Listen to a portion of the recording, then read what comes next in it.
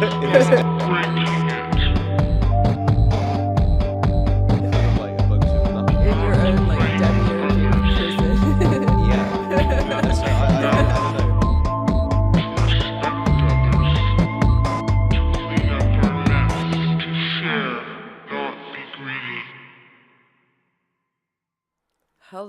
and welcome to another fabulous episode of Mystic and the Machine. So much has happened again this week, much to discuss, from chaos in Paris to Kamala Harris's VP nomination, which happened I think the day after our last show. That was when the news of that broke. But yeah, I guess we'll start with the Paris Olympics. There's been a bunch of controversy and like people who are mad. I guess I wanted to start with the things that I enjoyed about it. Enjoyed about the opening ceremony? Yeah, I wanted to start with the things that because I like these sorts of things. I didn't really watch it, if I'm honest. I didn't see it. I'm not really fussed about the Olympics. When was the last opening ceremony that you watched? And the Olympics? And for the Olympics. And what was your favorite country's hosting? I mean, it would have been when I was in school. Yeah. It would have been like, I don't think I watched the Beijing one. Did you? No, because like I was probably out skateboarding or doing something else more relevant to my life. But I definitely remember then, obviously it was then, what was it? They featured it on South Park and all sorts of things. It was like a really big, like obviously cultural moment. Yeah. So I know about it. Yeah. I know about Russell Brand making a twat of himself and our country for the British for Olympics. our one. Yeah, that was the one in London was a fucking shit show. It was awful. So that's what the Olympics is to in my like adult brain, is that stuff. But I never really paid much attention to it when I was a young lad, even when I was a sporty lad, because I wasn't into athletics. I think you were kind of either a different class or like a weird person if you're into athletics. I love it because I fancy myself a bit of an amateur anthropologist, and I love all the cultural stuff and people showing off their, nations, like, and things like that. And my favorite one was the Beijing one for that reason. I think China beat the shit out of everybody. I wonder what the Japan one was. That was in COVID, wasn't it? Yeah, that was in COVID. It wasn't nothing to write home about as well. They could have had like a huge Ava 1 suit or something. I'm sure they had a mecha. I'm sure they had a mecha of some kind.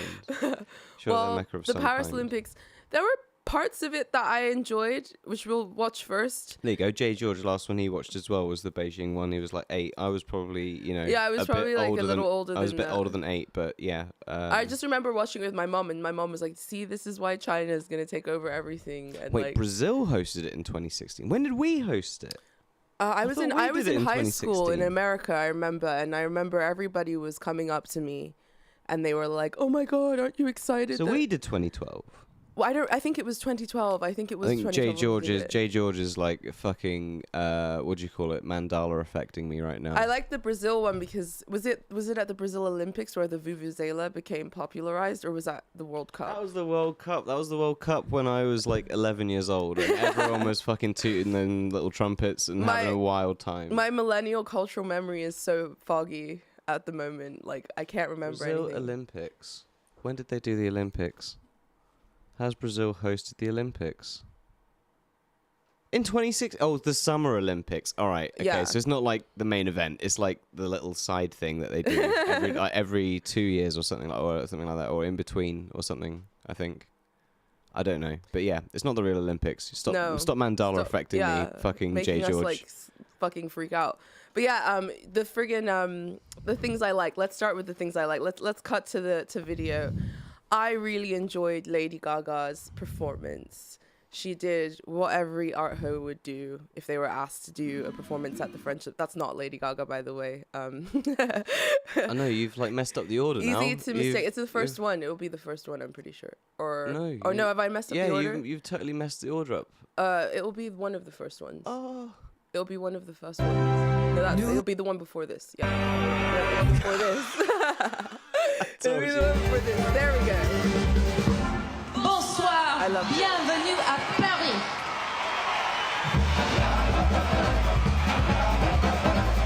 Monte comme plomb des oiseaux, des animaux.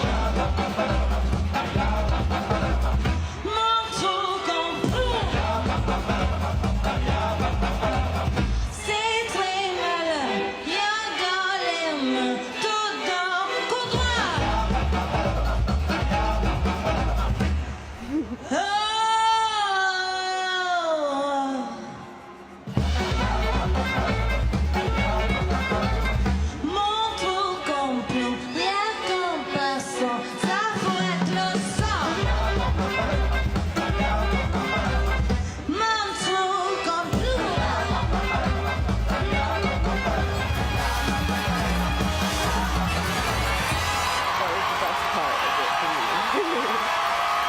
the American lady singing French music for you Yeah. at the Olympics. Does she have any connection to France? No, but she's fabulous, and the French love fabulous She's people. fabulous. She so is. You have to give Lady Gaga. You have to give Gaga her flowers there are as lots like a of fashion. fabulous French ladies, and probably Not lots anymore. There aren't as are, many dude. noticeable French women as there used to be. There's like a handful. There's like Nah. Marion Cotillard, but she can't sing and dance, can she? No, dude. There will be lots of French ladies that are amazing singers, amazing jazz singers, amazing fucking opera, or whatever level of singing Yeah. you would want.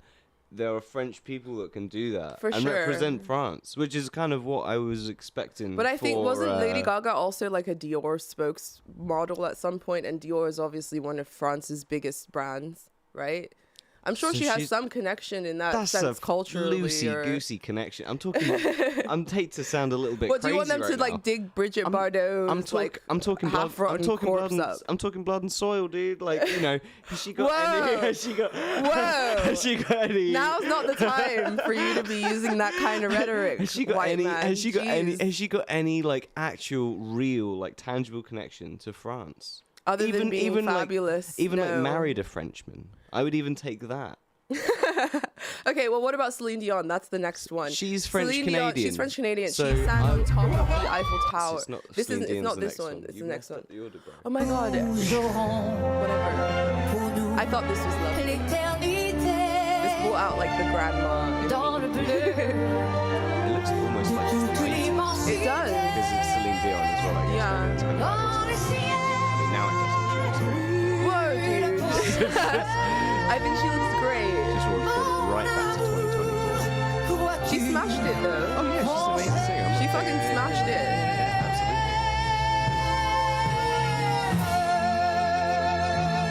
And that's the thing I liked is that like we don't have great vocalists anymore. We have all this breathy fucking Billie Eilish nonsense.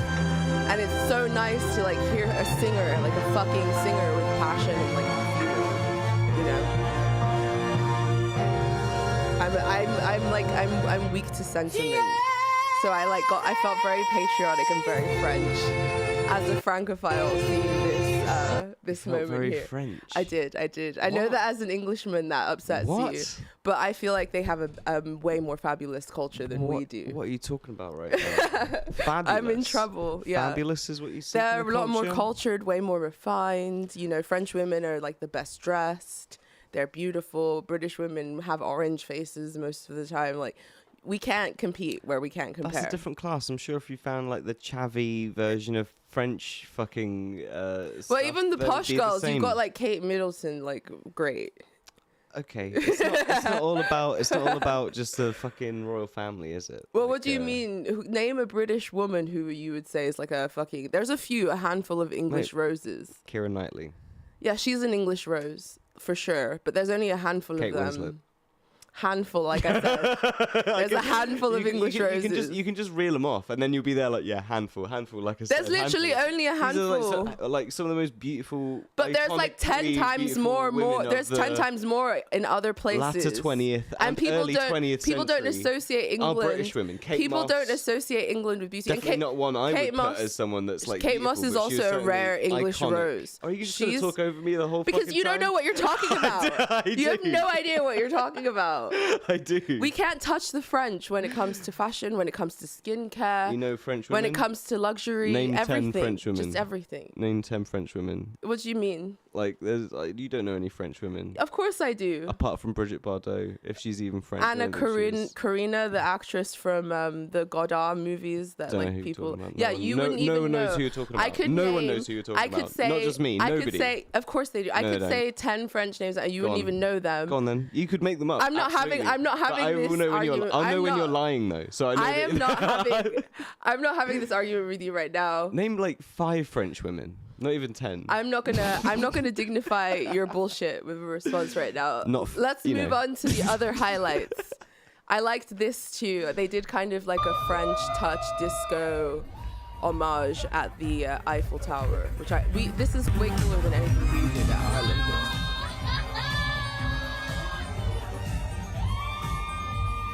It's like some Jean-Jacques Perry in the background. It sounds like it. No, sure what it's saying. It sounds almost like the Giorgio Moroder dog. It's not.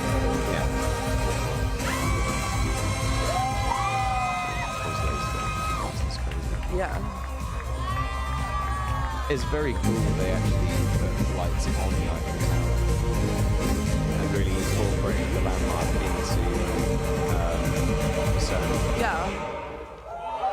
This is by far the coolest thing. That's what I was This is saying. by Like far there were this is by some far the things that coolest were like thing. actually cool and like fun to watch. But then of course the controversy came because there was a parody of The Last Supper using drag queens, and everyone was like, you know, really mad. Well, Christians were mad that it was like, you know, it was seen as like a form of Are blasphemy. they drag queens or are they just like, you know, dressed up? Well, let's have a gander. They're definitely they're definitely drag queens. There's some theatrical people, but there are definitely drag queens in there for sure. Sorry, that was the meme that we found, which shows the how gay the Olympics actually has always been. Oh no, our logo. Our cuts logo's off covering the rude soft bits. core That's porn. actually maybe a good thing. Yeah. But yeah. There's a lot of things happening. So I did see this shed, and it did make me giggle. Where it was like, oh, the Olympics is gay and woke now, and then it's like the first Olympics, and Yeah. this guy is literally getting rogered. Like, you know. Well, the Olympics fully. the Olympics have always been like horny and gay. France has always been a libertine kind of horny, Fair play. Sexual. yeah, fair play, fun facts. laissez-faire, sexual morals type of place. So I don't really understand. So I think some of the backlash is genuinely just kind of, you know, culture war signaling. Mm-hmm. But I also think they are obviously trying to piss off a certain demographic. But also, I'm just like looking at this picture of the new one. Yeah. This guy's obviously the main beardy guy. Yeah. He's obviously in some sort of costume. I wouldn't It's really. Dionysus. I'm pretty sure I it's wouldn't. Dionysus. I wouldn't really say he's trans in No. this picture, right? No. This lady is clearly a lady. There at Right? the end, far end, you have a drag Clear- queen right there, the far end. Well, this one. Yes. Uh. It's a beard and a Oh, yeah. that is a beard. Yes. I thought that might have been hair that was just sweeped over. No. Okay. That's okay. So you've got one there, and then what? Is that it? From what I'm seeing, everyone else just looks like they are. I in think the thing that general people are theatre. angry about is the fact that it's a parody of The Last Supper, a quite an obvious parody of The Last Supper. My whole take on this is that like this just shows like the split between the Western psyche, because like I said, France is like a horny place, and the Olympics has like always been kind of gay, and so is the culture that gave birth to the Olympics as well. But at the same time, there's this sort of Apollonian sort of surface level Western culture that's like, we're prim and we're proper. We're like, you know, Christian, we're blah, blah, blah. But then under the surface, there's always been this like Dionysian debauchery for most of Western history. So like, I don't know. I just feel like some of the fucking complaining people are doing is like really hypocritical and stupid. I feel like the Olympics did get serious for a bit there, What do you mean? where it wasn't really that gay. Well, it depends on Do the you know what I mean? country. It depends on the country. Like, I don't really. It have doesn't a surprise memory- me that the French did like I don't really have a memory of the Olympics Bacchanal. being particularly gay. No, You know what I mean? no, but I don't think it's been hosted in a country yet that's like, I mean, Britain's pretty gay too, to be honest, but not in the same way as France. Yeah, I don't think that it's like France is the first gay place to host the Olympics. I don't buy that for a sec. I'm pretty sure it was hosted in Berlin. Yeah, was it hosted? I think it was not hosted sure. in like Berlin when Hitler was like a dude. Yeah, it wouldn't have wasn't been super gay then, would it? That's what I'm saying, dude. Like It when wouldn't have been super when gay like then. But I mean, don't- it's the 21st century. I don't even remember it being gay, so it's not even. It's not even.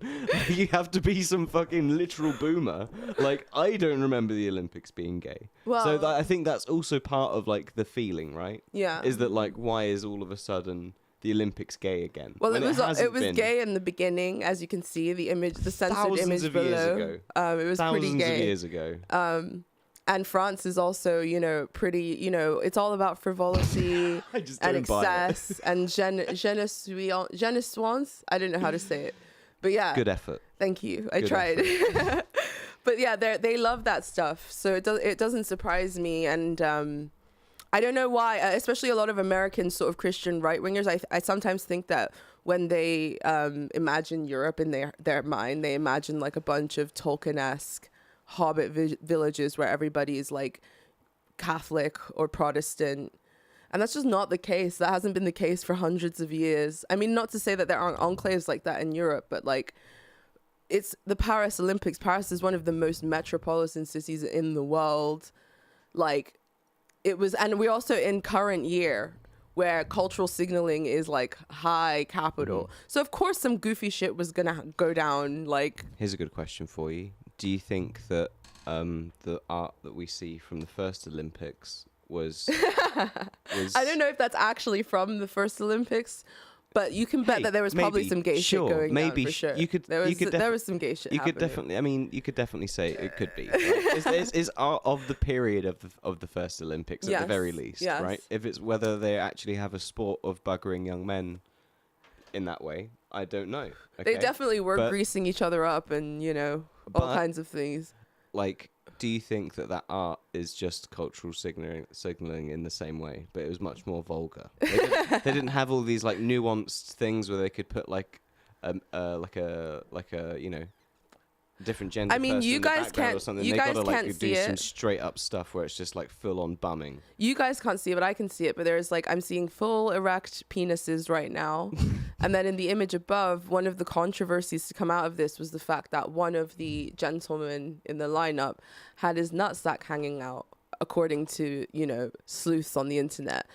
There have been conflicting reports. Sources say. Yeah, sources say. There have been conflicting reports about the offending testicle. There are some news outlets that are like, there was no testicle. This is all just outrage. But then there are pictures where what looks like a testicle is dangling out of this dude's like ball sack, and it's like being, you know, not ball sack. His ball sack is hanging out of his shorts, and it's being broadcast to like the world. And if that is the case, that is really fucked up. And like, you know, do you feel like that's just like a wardrobe malfunction? No, or I that think there's it's like undergarments that they wear under those sorts of garments to I don't know. contain I the think package, so that those sorts of slip-ups don't happen. I think that they're trying to be intentionally provocative with the whole Last Supper thing motif and the drag queen thing, and like they're trying to really put in the face like, oh, we're a metropolitan tolerant city type of thing, which is why they're going in these like strange directions. This was almost like it's cringe. It kind of reminds me of a prank that we used to do with my buddies. What do you mean? Where, now it sounds a bit gay. Now we're getting pretty gay. Where like if someone was like trying to take a picture or something, you would try and stand in the background somewhere with your nuts out.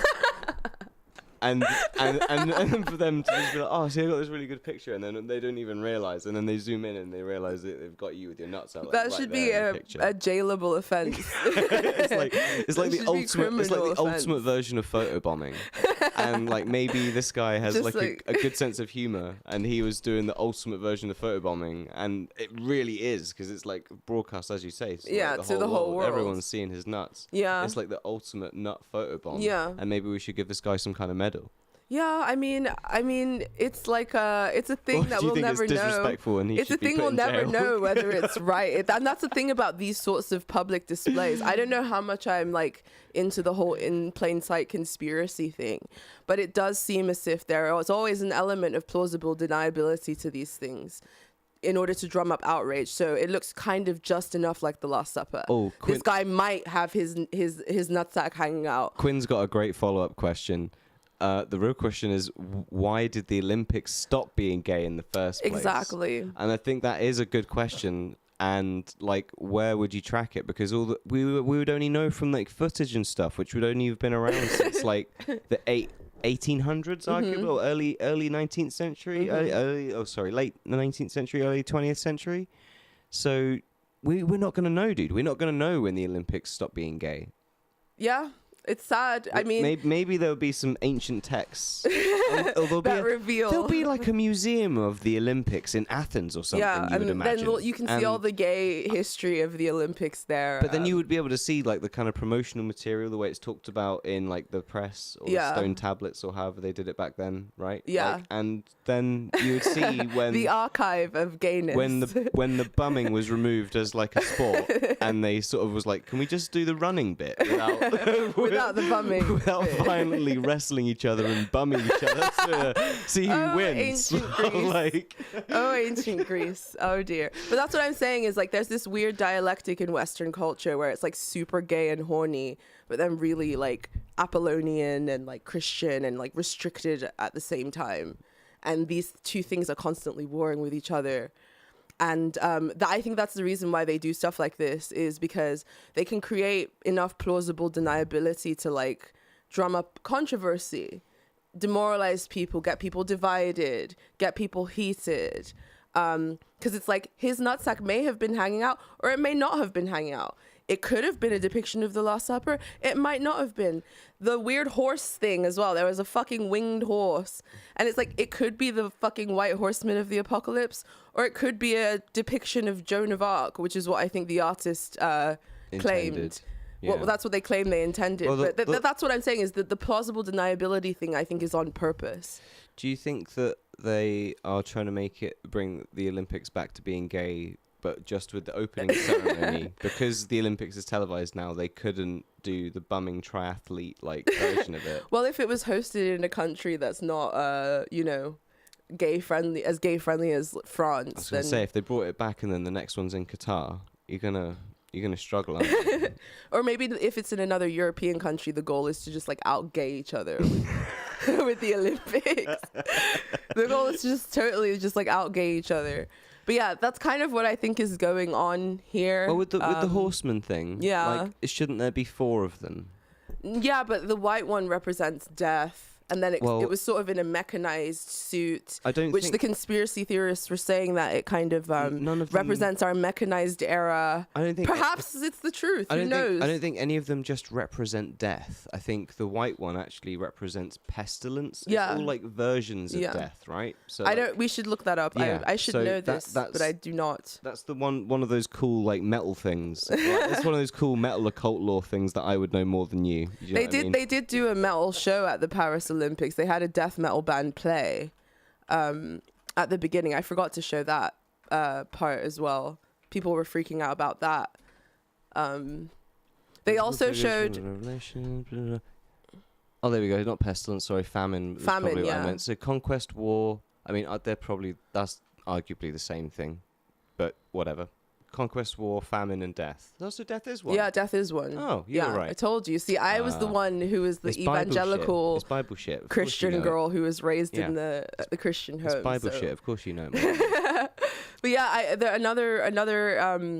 another interesting aspect was the what's it called? I forgot what I was going to say. Arsonists. Yeah, the arsonists. Well, prior to this, I mean, I was gonna say that they did like they did sort of a thing with the metal show where they had like Marie Antoinette with like her head off, and then they like did the metal show, and then the artists who were responsible for that said that they constructed it that way as an homage to France's history of revolution and rebellion, and it was supposed to be like a symbol for the people, which is kind of ironic considering there's been so much resistance to the Paris Olympics by the working class and the poor of Paris. They've been very sort of draconian about making sure the city is hospitable for tourists, and also doing things like raising prices, making it very difficult for the people who live there to actually live there. They did the same thing in London during the London Olympics. I'm sure Tokyo had similar issues, but we all know how the French... I don't think so, because no one was going, mate, were they? Oh yeah, because it was COVID or whatever. But they did change the whole of Kabukicho for it, so they did do a lot of reconstruction. That's but whether for the or not athletes and stuff, isn't it? So you got to do you do have to do an amount of like something to accommodate the Olympics. Yeah, but they probably had to do significantly less than most. But maybe it's not even the case, bro. Maybe it was literally already those contracts are signed and planned. Because it's years in advance that you would be fucking preparing for something like that. Yeah, true. Who fucking knows? Mate, Tokyo got a raw. They got a Japan fucking raw deal. because Sucks. all the the whole supposed benefit of hosting the Olympics, it's kind of like Tourism. it's one of those like weird things where it's like tradition that, like, I don't think will ever go away because it is such like a human thing to sort of all just be like seeing who's the best at throwing rocks and shit. Yeah, we're always Which gonna is do literally that. one of them. I'm not just being some like anti-sport like Luddite, like that's like what's it called? Not hurling. It's not called literally hurling. It's called It's shot put. Yeah, shot put. Or maybe Big rocks. Americans have a different name for it or something. Probably because they Always change everything. We grift America a lot, right, about not playing the sports everybody else plays. Yeah. But they do wreck at the Olympics. Yeah, they right? do. It's I don't really know if they've annoying. got like special drugs that don't get caught or what the fuck Yeah. it is. But when you look They have at like the super CRISPR baby athletes or Wait, something going on. Have you ever looked at like a representation of the amount of gold medals won by all the different countries? No. It is fucking stupid how much America is ahead Oh of my everybody. god. Oh my god. We're doing pretty good considering we're a pretty small country and all the rest of it. But like fucking America is 3 times bigger than second place. Wow. They have like over 1,000 gold medals. Oh my and then second God. place was like 300 and something. Oh my god. You know? Jeez. Well, anyway, working class people pissed off. There's been this sort of arson attack on many of the railways. We live very close to King's Cross Station, which is where the Eurostar leaves from. And there are like people trapped who are trying to go to Paris for the Paris Olympics, like chock-a-block, totally trapped. Lots of lines into the city were kind of, you know, they say it was like some sort of saboteur. They're not sure who is responsible for it. One of the first headlines I saw was them trying to blame Putin. Of course. Which is just like That sneaky really, Putin. oh my god. At it again. But either way, I don't know. I think that there are a lot of people that have a lot of reasons to be angry and sort of discontent in Paris currently because of the economic situation there. So, But that's what I'm saying. It's like it's one of those things. It's like you know, Barcelona should never stop building the fucking big thing, Gaudi's big thing, right? Because it's like it's culture, bro. So yeah, Olympics is going to come to town, and all the things that the city is going to do around that. It's not like the city owns all of the all of the things, all of the shops and stuff, right? And No. that they then put the word around to everybody, like, oh, monsieur, you should put another €3 on your croissant price because the Olympics is in town. Like, no, all of these independent business people all go, there's going to be a shitload of people here for the Olympics. Yeah. I'm going to make the croissants double the price. So but it's not just that, it's also like public transportation. I know, but it's like all of these different things that normal people who live in Paris. if they've raised public transportation, that is a little bit too snaky. It's very bro. cheeky. Is it still Macron? Yes, it is. Macron, bro. That's a fucking snaky move. Like, that you know, very nice. how hard it is to live. Like, I haven't been to Paris in maybe fucking 7 years or something. And as much as I'm a Francophile and I love French culture, Paris kind of sucks. And that's coming from someone living in London. London has its problems. But Paris is the first place I've been to in Europe where I've actually been happy to come home. Wow, brutal. It's I true. mean, you're happy to come home everywhere you go, though. 'Cause Well, yeah, you're of just course. a bit of a home bear. I am a home bear in that way, for sure.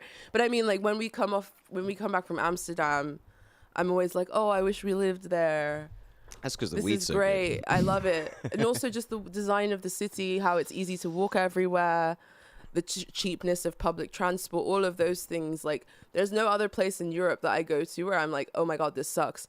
And Paris is so expensive. It's crazy expensive. Living there as a working class person would be way worse than London, in my opinion. Like, it's just fucking not good. J. George La Sagrada Familia, yeah, that's the one, bro. Really, I don't even know when it's due to be finished, but I think it is in this century that it's due to be finished. But it's been built for fucking like since the 19th century or something. It's been building for a very long time. Well, no, it couldn't have been 19th century. It must have been 20th century. But yeah. Quinn's Early idea said 20th he feels like Celine was pre-recorded, but the vocals were fabulous.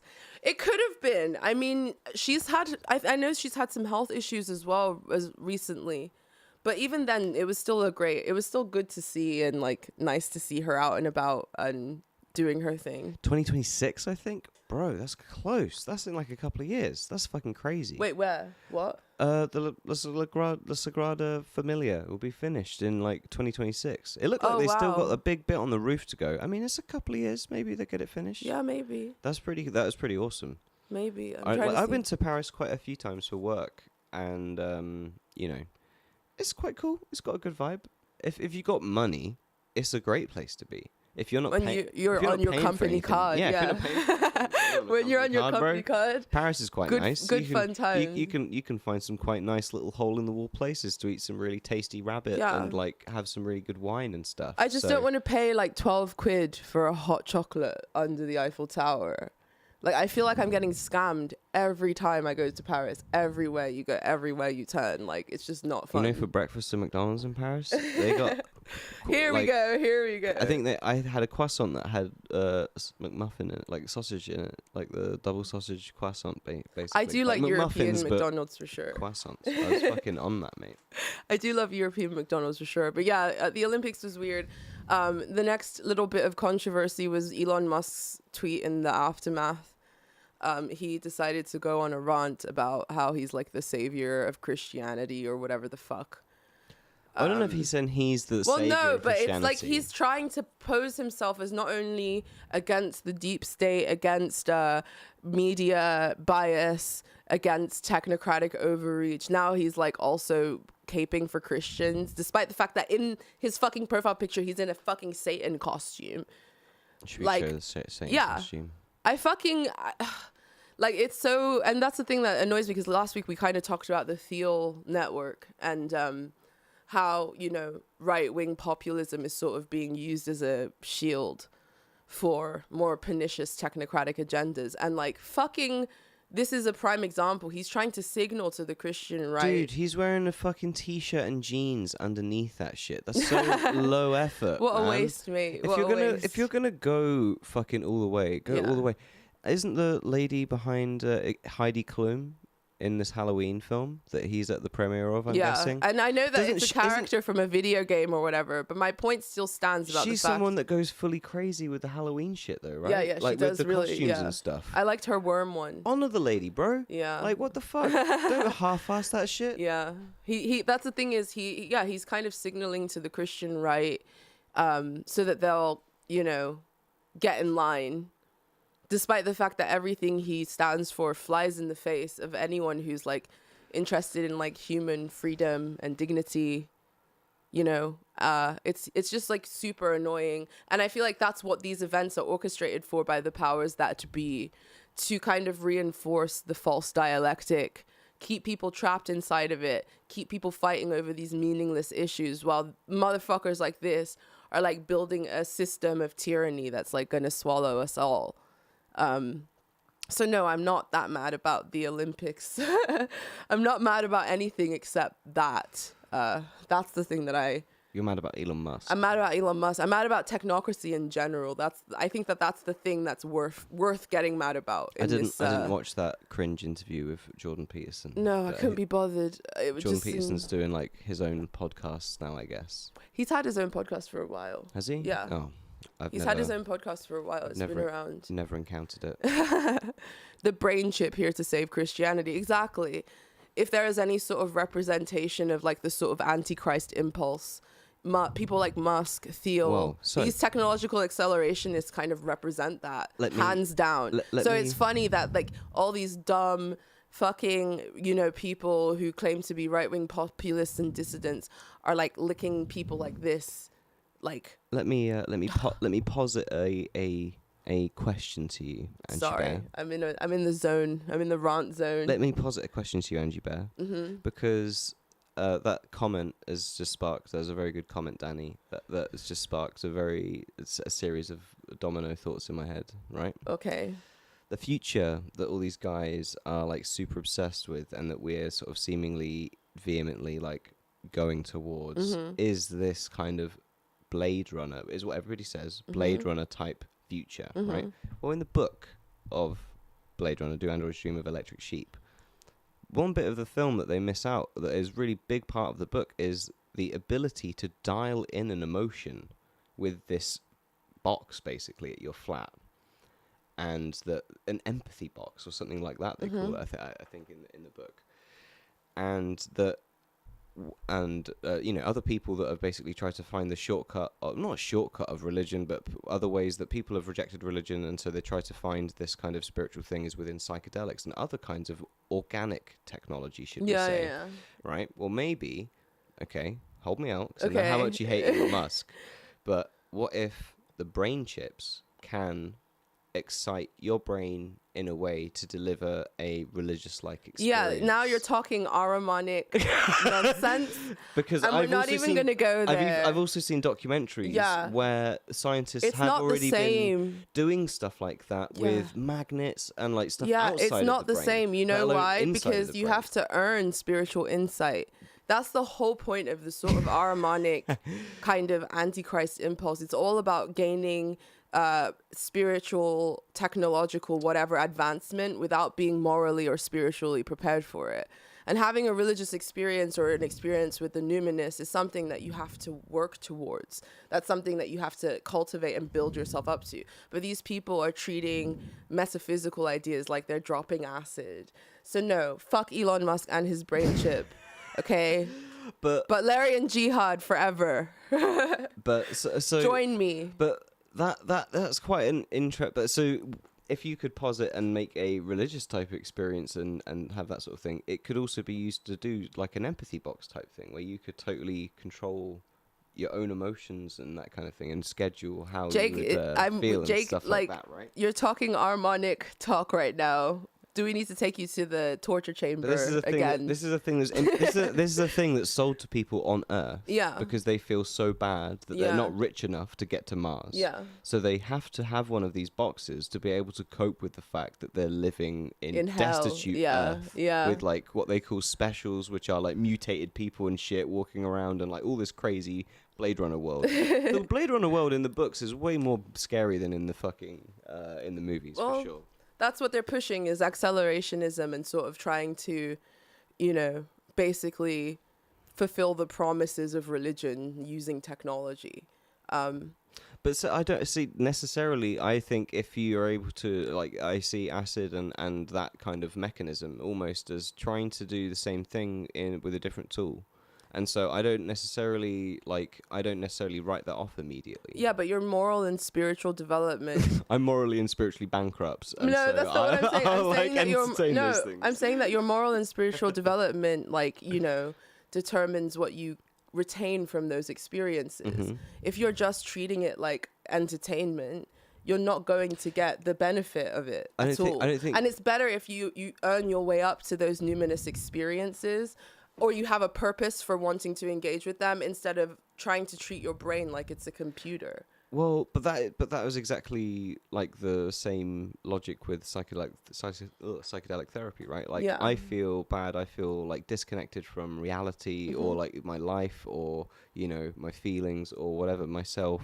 And so I need to be able to do this kind of like almost like brain shock therapy to kind of like re-synapse some stuff and make me kind of shake out. That could easily thing. be Is that could easily like be MK Ultra. It could be anything from Timothy Leary to fucking MK Ultra. And that's what I'm saying. It depends on who, the moral and spiritual development, and how we're sort of implementing these technologies. And the way that we're doing it right now is in this very sort of accelerationist, irresponsible way. And that's what people like Elon Musk are for, which is why I think it's really ironic that Mr. Mark of the Beast wants to protect Christianity. And it also annoys me that people who are of faith, regardless of what your faith is, can't see through this bullshit. Does he see himself and like the sorts of things that he wants to do as like a sort of like techno-Christian, like a sort of, it fits within his Christian parameters and somehow? Well, I don't think he's a Christian. I think he's just signaling to the sort of new right. You gotta be Christian if you're. No, he's just signaling to the sort of new right. He doesn't fucking believe. I mean, honestly, do you think this guy has any serious conviction in his heart? He's just an accelerationist. Perhaps there is some eschatology to his philosophy or whatever, but I can't know that for sure. But I sure as hell I sure as hell know that whatever his philosophy is like counter to what I think and what I believe. You're kind of right. Like the guy that's sort of seen as the dude that's ushering in, or a culpable person that's ushering in sort of cyberpunk future that we're rushing into, is they're sort of advocating to not let this like religion perish. It's sort of at odds with each other, if you know what I mean. So do like, you think he's not Christian? No, I don't think he's Christian. I think he's just like, oh, this is like what we say if we're naughty boys now. We like advocate for Christianity. Yeah, it's a political tool. It's the same thing with like people like Douglas Murray and so forth, who are sort of taking this Catholic, Protestant, whatever bend. It's not because they have any true conviction in their heart, or they've had their like Paul at Damascus moment or whatever. It's because they are using it as a tool for political signaling, and because they feel discontent about certain things in society, and they want to use Christian dogma as like a tool against it or whatever. Do you think it's maybe a way of like blending in with people more as well? Yeah, like I'm one of you. Instead of sort of like being like groiper frogs, yeah, which is very like niche into like the internet. And if you're an internet user, you can say something like this, and then your auntie can see it and be like, "God bless you, Elon Musk." Exactly. I agree with you. We should be saving Christianity. Meanwhile, he smells like sulfur, and he's like in league with Satan, like quite literally. Hang on, what are people saying? He has actually got like the RAM is in the display picture as well. And he's it's not even like it's sort of like, oh, what's that interesting thing that he's wearing? Oh my God. Like, it is the top of like a satanic ram that is in his profile picture in that quite disturbing thing. Quite disturbing stuff. Someone says J. George says, Lucifer, son of the morning, I'm gonna chase you out of earth. I agree. Lee Scratch Perry. Everyone should be playing that song on a loop. You work with someone who worked with him. I did. I worked with a producer that worked with Lee Scratch Perry. Yeah. Who's apparently an absolute legend. Yeah. And I think he is an absolute legend as well. Maybe everyone should be playing that song on repeat. And also the Rastafarians were a little bit onto something. Maybe I'll do an episode about that. But yeah, anyway, moving on from Olympics and culture. Oh, here we go. You think you just fell out of a coconut tree? You exist in the context.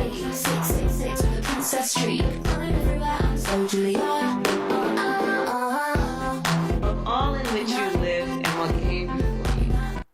Mamala is here, and she is the meme queen of the moment, according to people. I mean, there's lots of old clips, aren't there? So they've definitely got some like whippersnapper in a basement somewhere knocking up clips, trying to make DNC like memes. Imagine that life, making memes for the DNC, like. Yeah, I mean, I don't know. Is that Charlie XCX as well? Is that the new I song? don't even fucking know, but I assume it is. Yeah, it's shit. And that was was the artwork, wasn't it? It was just that like green with the word. Yeah, that was literally it. It's crazy. And this is post cringe, omni cringe, meta cringe, cosmic cringe, all at once. All at once. I agree. I 100% agree. And deepening the cringe, there is a New York Times article that claims that the left is winning the meme war with Kamala Harris. Of course. This is like underpants gnomes, but the step 2 is not question marks, okay? Okay, step 1, hire young 18-year-old whippersnapper to cook you up some like fucking meme-esque TikTok content with newest single of like lib signaling pop star and old clips, all this old archive clips we've got of Kamala Harris dancing. Okay? And then step 2, okay, pay your buddies in the media to write about how amazing this meme is. That this young whippersnapper in your basement is cooked up. That's the thing that that's the thing that the left doesn't get. They think that memes come from on high, whereas memes are grassroots culture. It's not a top-down thing. Memes can never be a top-down thing. And I think it's really ridiculous that the DNC is trying to engineer meme Kamala, whereas like a lot of the memes that have come out of other candidates like Trump, XYZ, is because they're genuinely funny or interesting, or they're wacky or wild in some form or fashion. So it's easy to make for grassroots people to make content out of them, quote unquote. What is a K-Hive? Like an overcrowded K-hole? Don't you remember? K-Hive was the name of her supporters way back in 2020. That was what they were calling themselves. K-Hives. Yeah, the K-Hive. Remember? The K-Hive. Yeah. Like they're all bees, and she's she's the mother. Bee. She's the queen, and she's giving coconut, guys. She's serving mother. What does that even fucking mean? That's another meme. She said something about falling out of a coconut tree, and now that's like a. But then why do thing you that say people are trying why to do you make say that happen. she's like serving coconut? What does that even mean? The gays will understand. What does that even mean right now? You're such a straight white man, Jake. Serving sometimes. coconut. Is she like? How is she serving coconut? Jake's like, can I have some of this coconut? I don't think she was. Sounds serving, delicious. She just said it. She just said it in an old interview. But I don't know. It's a whole thing. It's like a whole thing now. Everyone's talking about how mother is serving coconut, and like all of these weird engineered like DNC memes are filling the zeitgeist. And like you said, now the New York Times has been fucking prompted to write about the meme. Like the left is really bad at generating cultural moments and like super cringe at them. Well, And they should just stop. This is They the should thing I've stop been saying for trying. years. Is like this is why you would never have like you don't have like an Alex Jones figure on the left. No, you could never have an Alex Jones figure on the left because the left can't meme and they're too up their own asses to be funny. You know? I don't know. So I don't know. I think there was like, I think when, because sort of progressive politics is sort of seen in being sincere, I think that it's hard for people that have their head working in those kinds of connections all the time Yeah. to actually kind of break out of that to make good memes. yeah. I think that's kind of like on like a more of like a brain like level of if you fall on one side or another, why you're probably not being able to make as good memes as the other side. Yeah. Because the left have been upset about this for a very long time. Yeah. And I'm actually kind of interested as to what the real reason would be. I think there is definitely some like neurological, like psychological thing going on there. Well, I also think it's I don't think it's that, it Because could be, I don't think it's that deep. I think it's, it is in right wing spaces being ironic and Yeah. shitposty is tolerated. 100% encouraged. Yeah. And like to be the edgiest or whatever and to get laughs essentially is like what you're doing in those kinds of groups. Well, I think it's because the right wing has absorbed most of the populist energy, and memes are an inherently populist format. And like the left has at least in the last, since 2016 thereabout, has sided with the establishment, from the DNC apparatus to the national security state to Silicon Valley. At every fucking opportunity, they've sided with the establishment and have attempted to use the infrastructure of the establishment to enforce cultural edicts. So people really associate that with the establishment, and they have no qualms about being perceived that way, which is part of the reason they can't meme. The reason why the right wing is able to meme more is because they've absorbed a lot of that dissident, discontent energy. I think the vibe has just shifted and those sorts of tricks won't work anymore, because before 2016 memes were very primitive, should we say. So there was no meme war for the 2012 Obama election and all that stuff, right? But there was incredibly iconic imagery made by his campaign or artists associated, or like whoever must have commissioned it, like was obviously associated with his campaign, with that hope poster and like so there was memes before memes, if you know what I mean. And ways that the left did used to be incredibly powerful. Well, no, the left was good when legacy media dominated. And what you're talking about with Obama, those were ad campaigns with millions of dollars behind them. They got lazy now. And the left, the left is so used to using the apparatus of legacy media, and they've basically thrown all of the grassroots shit into the basket of deplorables. And that's the reason why when it comes to grassroots formats like memes, they fucking fail and they do cringe shit like this. Because it has to be like a big ad campaign. Yeah, a big ad campaign like that looks GQ and blah, blah, blah. Whereas even though they try to appear as down to earth, I would be so interested to know really what they. silly. I would be so interested to know what they paid for the video with Barack Obama endorsing her. Because that was the most low effort shit video I've probably ever seen for something that was supposed to like move a needle in some barometer. Yeah. Right? Yeah. Like that she's answering a call on speakerphone with this phone right next to her face, which anybody that's ever used a phone themselves and not their aides or like people that do shit for them all the fucking time would know that putting the fucking phone on loudspeaker next to your ear like that would just be deafening. It'd be like, ow. Yeah, No? for sure. Like, or you'd have it on really quiet on loudspeaker next to your ear. Like, I'm so confused. For sure. So the I feel like they should just spend the money and make the iconic imagery again. And maybe then relying on like all of this stuff where they But the suck thing is, at it. they They should can't- just know their strengths. they can't do that anymore because the legacy media isn't as powerful as it once was, and people have lost so much trust in it. And they can't. They've rejected all of that dissident anti-establishment energy. They've demonized it in every way for the last almost decade. Well, I think they've tried to normalize it. I think they've tried to normalize thinking that you're in protest of something through your choices of purchasing stuff and all of that consumer kind of thing. activism and all of that bullshit. But in So- terms of actual dissident thought, they've been incredibly hostile towards it. So therefore, all the schizos kind of get lumped into one corner. And the right wing is sort of able to absorb all of that discontent and that energy. But yeah, they can't function unless they can spend millions of dollars on some fucking GQ fucking campaign and like pay rags like the Huffington Post and the New York Times to write about it. So do you think that's why they said no to Katy Perry, was because they had Charlie XCX in the bag? Yeah, they had Charlie XCX in the bag. Charlie's she's more more current. popular and current right now. And Casey's been getting a lot of backlash for her video, which basically looked like her new music video for I think it was what's mean. it called? Girls World, Women's World, Women's or some World. shit. So yeah, she basically has been trying to sort of hop on the Kamala Harris train because her video kind of looked like something that belonged in 2016 BuzzFeed era, Clinton campaign era. It seemed very dated for now. It was kind of like read the room girly, like that era has passed. And yeah, I thought it was really funny that she's sort of been trying to hop on the Kamala Harris train, and has been rejected, which is so undignified.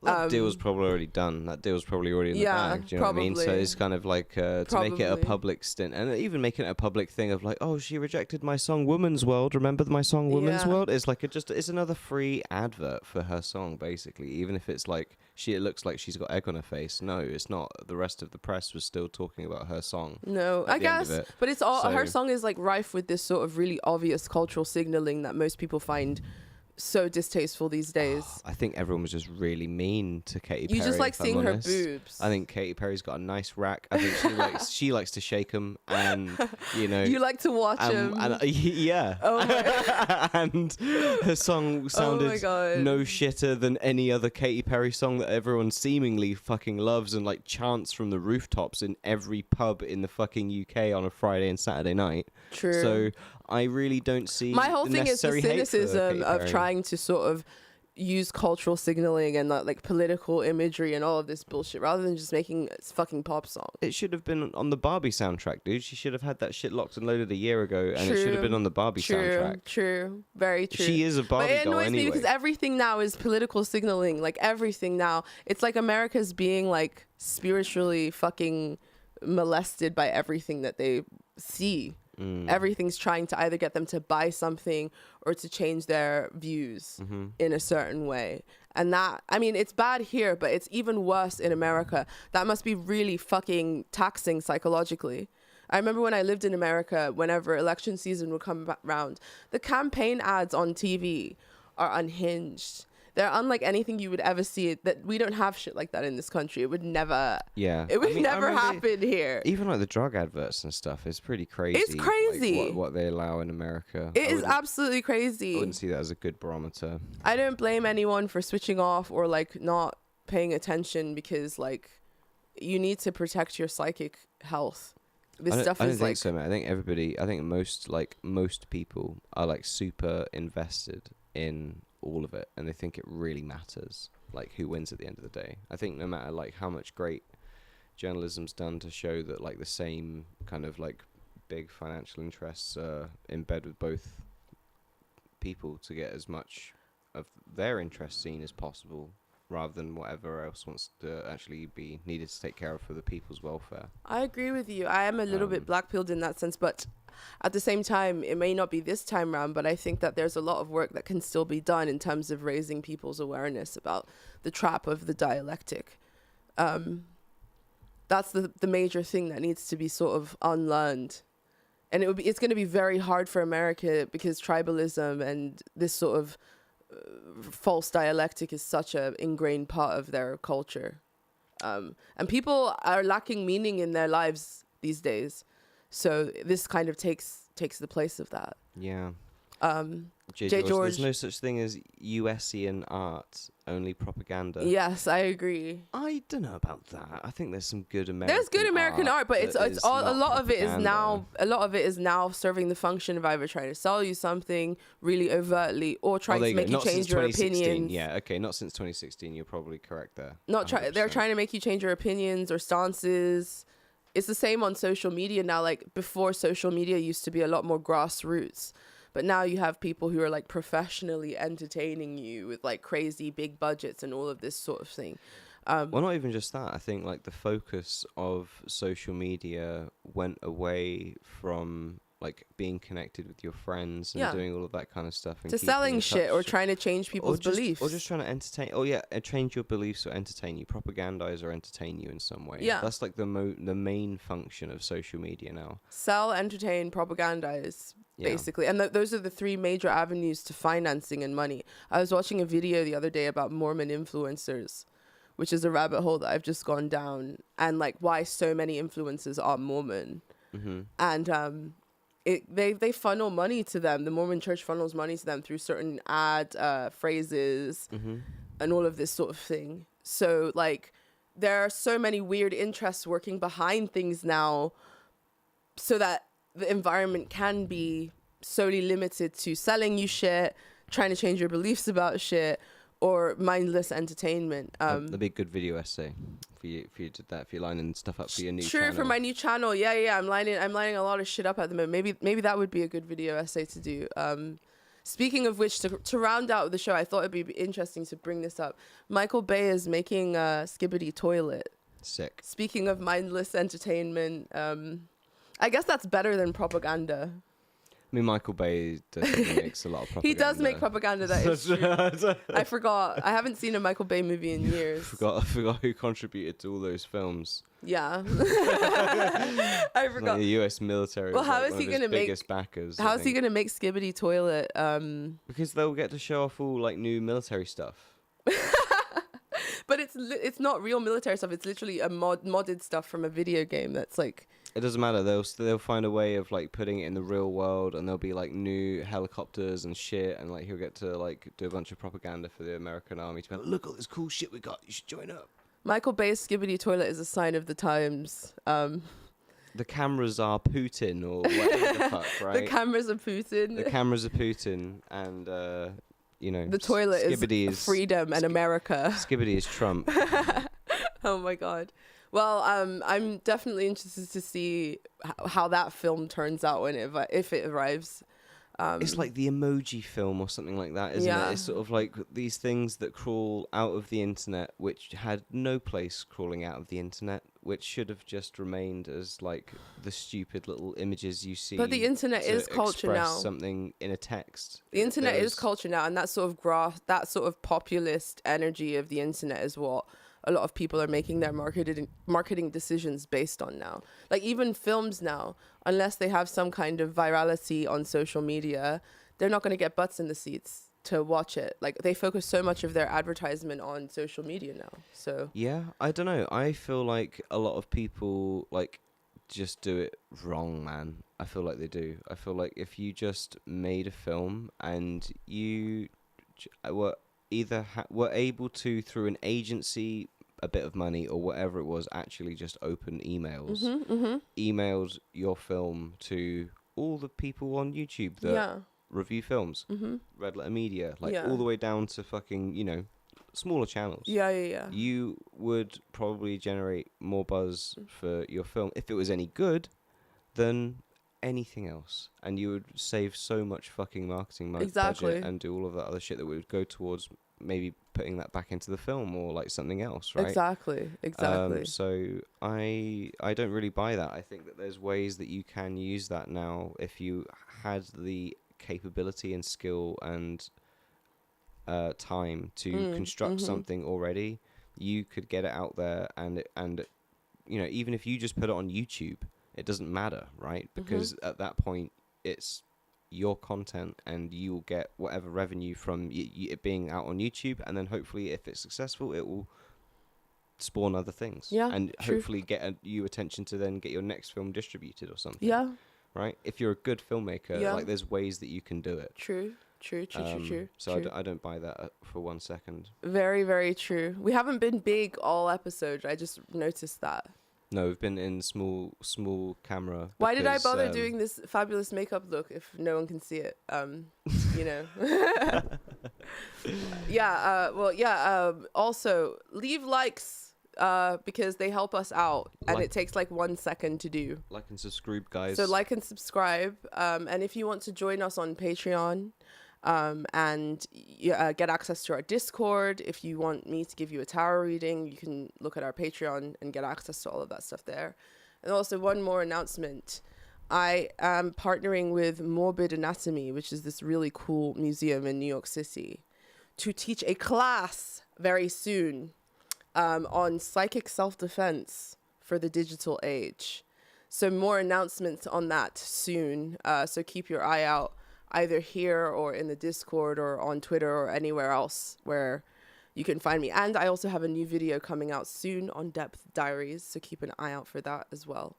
But I'm really excited about teaching this class. I basically put together a module based on the works of Doreen Virtue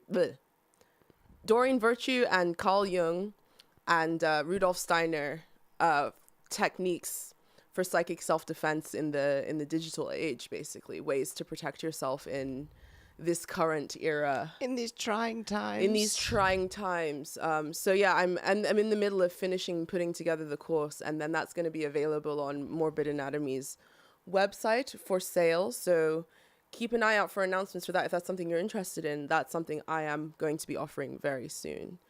Do we have any other announcements to make? Or hey Jake, check your Instagram messages requests. Okay, I will. Are you the that. Japan person? Are you the person that lives in Japan? If you are, make sure you do. Oh, my phone's the camera, isn't it? Because our Japan trip is coming closer and closer and closer.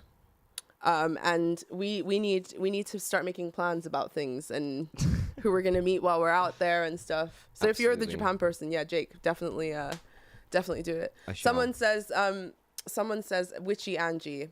Yes, definitely. Okay, yeah, it is the Japanese person, so yes. Excellent. Excellent. I will double check. I check my Instagram today. Maybe it goes into a hidden folder. I hate all of this shit, man. I hate social media. Why is everything so fucking complicated? Jake is very offline boyfriend, so don't take offense if he doesn't respond to you. I'm the person who you should try to reach out to if you're ever trying to grab us. Manga Quest. All right, I'm gonna Google that when we finish this. All right, darlings. All right. We love you and we